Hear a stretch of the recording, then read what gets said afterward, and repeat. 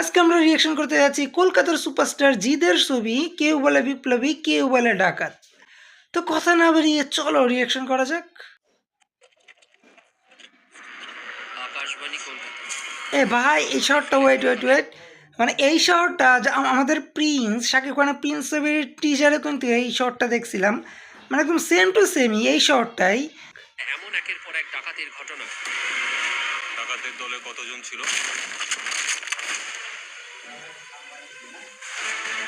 কে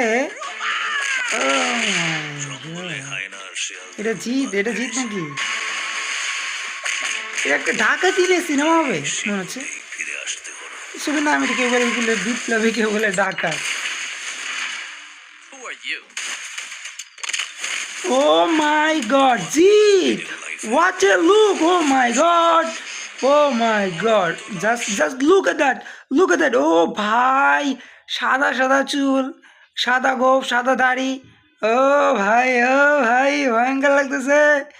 এই টিজারে জিদে আমরা অনেকগুলো লোক দেখতে পারতেছিলাম। এইটা আর একটা লোক, ঠিক আছে চলো। কে? ও ভাই এতগুলো লোক কেটে জিদের! ও মাই গড, অনেকগুলো লোক দেখতেছি।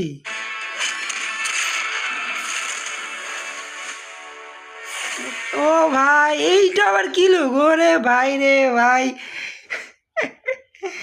আউটস্ট্যান্ডিং ভাই, এত লোক একটা টিজারে, এত লোক। এই যে এইটা আর একটা লোক। ওকে ওকে, ও মাই গড ভাই এইটা দেখো, এখানে কিন্তু দারুণ লাগতেছে জিতকে। ওকে শেষ।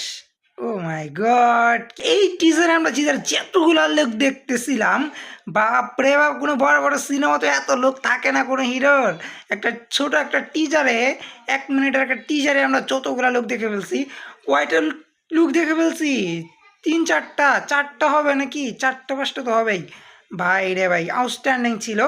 জিদের এখানে লুক অনেক চেঞ্জ হয়েছে, তার অভিনয় হয়তো বা চেঞ্জ হয়েছে, বা টিজারে অতটা অভিনয় নিয়ে আমরা অতটা কিছু বলতে পারবো না।